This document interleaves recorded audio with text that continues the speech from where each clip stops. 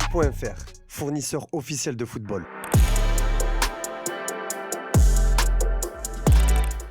Salut les amis, on se retrouve pour un nouveau JT Foot Mercato. Hier soir, le Real Madrid a été battu par Liverpool en Ligue des Champions 2-0 sur la pelouse d'Anfield, où il a été très attendu en l'absence de Vinicius Junior. Kylian Mbappé a rendu une très mauvaise copie puisqu'il a hérité de la note de 1,5 de la part de la rédaction Foot Mercato. Critiqué en France, le capitaine des Bleus est massacré par la presse espagnole ce jeudi matin, mais pas seulement.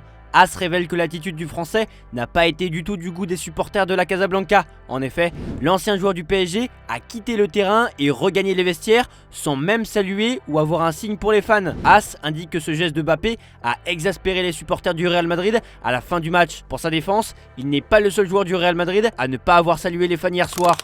Si Mbappé a ignoré les supporters à Anfield, Jude Bellingham lui a fait pareil dans les couloirs du stade à la mi-temps. À Madrid, tout le monde se rappelle de la scène où Karim Benzema demandait à ses partenaires de ne pas jouer avec Vinicius Junior lorsque le Brésilien rencontrait toutes les peines du monde à s'imposer chez les merengues. Et bien depuis hier soir, Kylian Mbappé a peut-être vécu la même chose. CBS a diffusé des images du retour des vestiaires des joueurs madrilènes avant le coup d'envoi de la deuxième période. On y voit un Mbappé tentant d'interpeller Jude Bellingham, mais l'anglais a totalement ignoré le français pour aller s'adresser à Anthony Rudiger et Brahim Diaz. Pour ne rien arranger, la Cadena Copé annonce ce jeudi que Mbappé va passer demain des examens médicaux sans pour autant annoncer la nature de sa blessure. On l'a d'ailleurs vu boiter dans les couloirs après la rencontre. Comme le français, Jude Bellingham et Brahim Diaz vont également passer des examens à l'infirmerie. Après cette prestation, forcément, les observateurs se sont déchaînés sur le champion du monde 2018. Et il y a une réaction qui a retenu l'attention parce qu'elle est tout simplement lunaire. Pour Emmanuel Petit, les performances de Kylian Mbappé peuvent se justifier par une seule chose, le maraboutage. On peut penser que c'est du second degré, mais l'ancien Gunners a l'air d'être très sérieux dans son argumentaire. Moi, je pense qu'il a vraiment été marabouté. Moi, j'y crois à ces choses-là. Vous n'y croyez pas. Je le dis parce que je l'assume. J'y crois, il y a pas mal de choses dans lesquelles je crois. Les Occidentaux n'y croient pas, ce n'est pas dans leur culture, on est très cartésien. La réponse, tu l'as quand tu poses la question. Pogba, je ne sais pas, tout le monde me dit ça. On en a fini avec KM9 dans ce JT, mais avant, on vous délivre le sondage du jour avec la question suivante. Le Real Madrid a-t-il fait une erreur en recrutant Kylian Mbappé? Vous êtes 76% à penser que c'est le cas. C'est donc une grande majorité. C'est au tour de Mbappé de renverser la tendance désormais.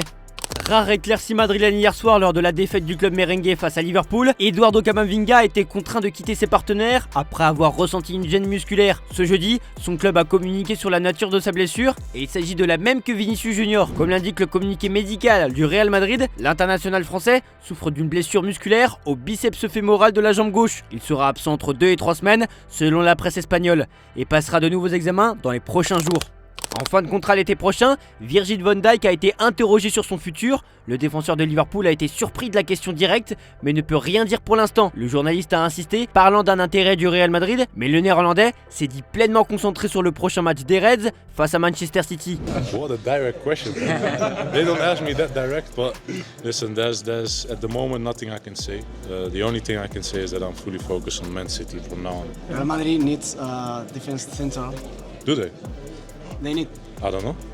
Yeah. Because Militao is injured, Alaba is injured. Well, Rudiger is there, no? Maybe you in Real Madrid When? in the summer. In the summer. Well, like I said to you before, the main focus at the moment for me is Man City, Liverpool. Fully focused on that, and I have nothing else to say regarding my future. Pièce maîtresse du City de Pep Guardiola, Rodri manque cruellement à son équipe. En effet, le Ballon d'Or 2024 s'est gravement blessé au genou à la fin du mois de septembre, mais ce jeudi, c'est le milieu de terrain qui a donné de ses nouvelles. Alors que certains disaient qu'il ne rejouerait plus de la saison, il a fait une annonce bien différente. Mon objectif est de revenir cette saison. Je pense qu'en termes de mentalité, ce sera positif pour moi de ne pas dire adieu à la saison. Je ne sais pas quand, mon objectif est de 6-7 mois, mais les physiothérapeutes me dirigeront. On pourrait donc revoir Rodri plus tôt que prévu sur les pelouses. À Chelsea, le KN Nkunku fait beaucoup parler, mais Enzo Maresca, le coach des Blues, a gentiment mis les points sur les i concernant l'attaquant français. Sur le terrain, l'attaquant français de Chelsea affiche un excellent bilan de 10 buts et une passe décisive en 18 rencontres. Cependant, l'ancien parisien n'a pas caché qu'il goûtait peu le fait de devoir trop partager son temps de jeu en raison de l'effectif très garni des Blues. Un constat qui avait fait naître les premières rumeurs de départ, des bruits de couloir renforcés par une déclaration du principal intéressé sur un éventuel retour au PSG. Depuis, le club londonien a fait savoir qu'il n'avait aucune intention de se séparer d'un élément sous contrat jusqu'en 2029. Et ce mercredi, dans le cadre de la conférence de presse précédant la rencontre de C4 face aux Allemands d'Eidenheim, l'entraîneur des Blues, Enzo Maresca, a répondu à Nkunku. Nkunku aimerait jouer plus et moi, j'aimerais avoir les cheveux longs. C'est comme ça. Joao Félix a joué en première ligue contre Leicester l'autre jour. Christopher va jouer des matchs en première ligue. Mais on a beaucoup de joueurs. On veut partager les minutes avec chacun d'entre eux. On a envie de les rendre tous heureux, même si ce n'est pas toujours possible. On part en France désormais, c'est la panique au Real en Ligue des Champions et c'est aussi le cas pour le Paris Saint-Germain qui pointe à la 25e place du classement. Très critiqué par les médias à cause du parcours européen catastrophique du PSG, Luis Enrique commence à être décrié en interne par ses joueurs. Le journal de l'équipe nous apprend que le management de l'Espagnol suscite de plus en plus de commentaires chez les joueurs parisiens. Plusieurs d'entre eux n'hésitent plus à commenter dans le vestiaire les nombreuses sorties médiatiques, parfois provocantes de leur coach. Autre sujet à la remarque, le désir de Luis Enrique de trimballer ses joueurs à tous les postes sur le terrain. Le plan du coach rouge et bleu est connu depuis longtemps et il met immédiatement les recrues parisiennes au parfum. Sauf que le quotidien assure qu'en privé, certains joueurs se plaignent d'être utilisés comme de simples pions uniquement destinés à satisfaire le plan de Luis Enrique sans que leur opinion soit prise en compte. Et malheureusement pour eux, ils vont devoir s'y faire car leur entraîneur a été prolongé jusqu'en 2027.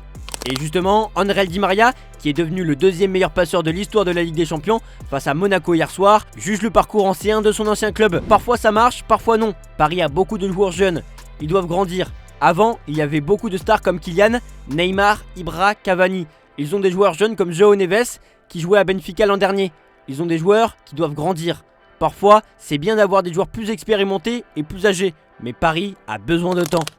Avec Pablo Longoria et Mehdi Benassia, l'Olympique de Marseille dispose d'un duo redoutable pour le mercato. Après avoir attiré des joueurs comme Højbjerg, Mopé ou Wai cet été, ils préparent déjà leur mouvement pour janvier. Mehdi Benassia a d'ailleurs confié que le club réfléchissait à des ajustements pour renforcer l'équipe de Roberto De Zerbi, notamment en défense. En parallèle, l'OM s'intéresse à Giacomo Raspadori, attaquant du Napoli, en difficulté sous Antonio Conte. Malgré la concurrence de la Juventus et de l'Atalanta, Marseille espère profiter de sa relation passée avec De Zerbi à Sassuolo. Naples pourrait accepter une offre de 20 millions d'euros, mais l'issue dépendra des ambitions du joueur et des négociations. Dans les officiels désormais, Frank Lampard retrouve un banc. L'ancien joueur et entraîneur des Blues est officiellement le nouveau coach de Coventry City, club de Championship. Il s'agira de son 4e club en tant qu'entraîneur principal, après Derby County, Chelsea et Everton. Il s'engage à Coventry City jusqu'en 2027. La commission de discipline de la LFP s'est réunie et a tranché pour la polémique liée au projectile reçu par la journaliste de DAZN, Ambre Godillon, lors de OM Auxerre. La commission a décidé de sanctionner l'OM après cet événement. Au regard de la gravité des faits, la commission de discipline de la LFP avait décidé de mettre le dossier en instruction.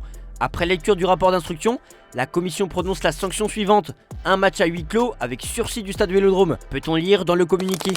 Le LOSC s'est imposé 2-1 face à Bologne en Ligue des Champions, l'occasion pour les Dogs de célébrer leur héros Ngaïel Mouko qui a inscrit un doublé et qui a reçu le trophée de MVP du match. C'est notre image du jour, je vous remercie de nous avoir regardés et on se dit à demain pour de nouvelles vidéos sur Foot Mercato.